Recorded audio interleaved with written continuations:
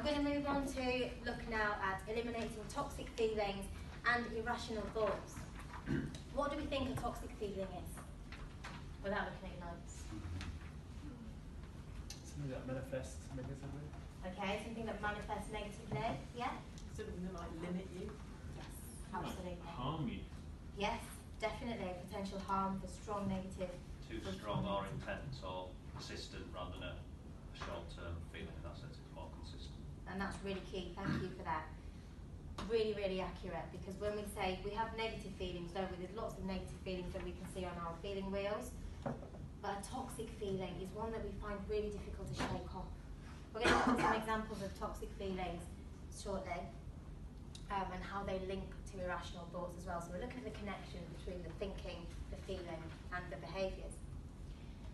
So we've got your feeling wheel here again. There's some examples here of feelings that might be seen as toxic. I just want somebody to read out the definition of toxic feelings for us, if you would, please.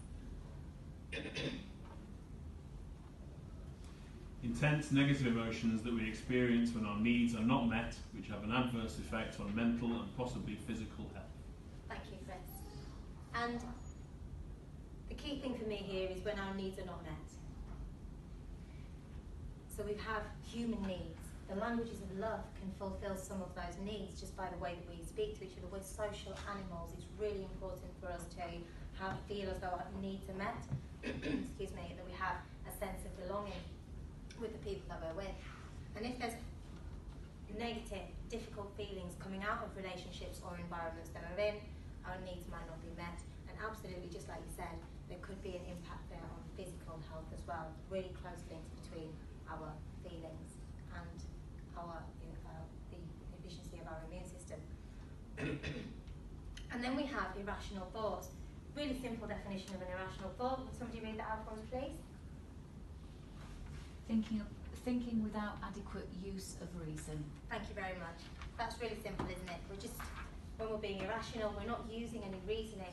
We're not trying to reason with ourselves or with anybody else. We're thinking irrationally, so there's no rational thought there. So these are the top kind of toxic feelings, the ones that people feel most commonly. And the top one there is anxiety. And we all have little bits of anxiety, don't we? We all know what it's like to feel a little bit worried or panicked about something, a little bit uncertain. And that's exactly what anxiety is. It's a fear of potential outcomes, a fear of possible negative outcomes. So we are constantly thinking in the future. Andrew, you talked about depression, and a lot of that stuff was based in the future, thinking about your vision and kind of how that might be changing. But depression is also a lot of feelings that are stuck in the past. So we might have had difficult experiences, traumas historically that we've stuck with. We haven't explored the feelings, and so we're depressing the emotion. That's what depression is, depressed feeling. So anxiety is very much in the future.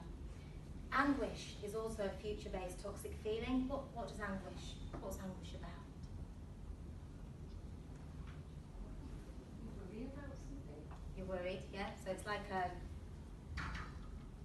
more severe version of anxiety, and it's closely related to distress. So there's something that's distressing us.